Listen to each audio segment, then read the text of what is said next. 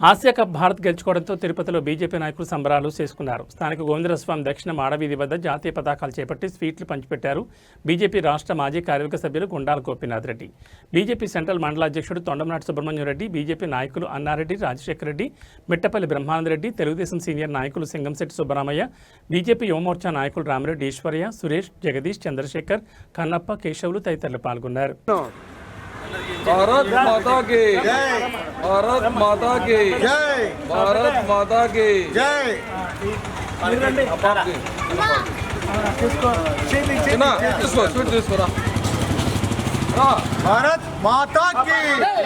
भारत माता की, भारत माता की, भारत माता की, भारत माता की, भारत माता की, भारत माता की, भारत भारत माता की जय, भारत माता की जय, भारत माता की जय, भारत माता की जय। ఆసియా కప్ మన భారత్ గెలుచుకోవడం చాలా సంతోషంగా ఉంది. ఈ సందర్భంగా స్థానిక గోవిందరాజులగుడి దక్షిణ మేడ వీధిలో స్వీట్లు పంచి జాతీయ పతాకాలతో సంబరాలు చేసుకున్నాము.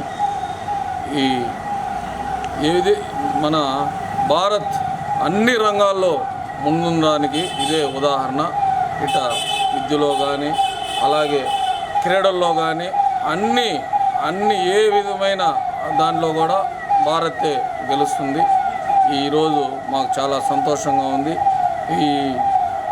ఈ కప్పు గెలవడానికి క్రికెట్ ప్లేయర్లు బాగా ఆడిన దానికి వారికి అందరికీ వందనాలు తెలియజేసుకుంటూ భారత్ మాతాకి జై.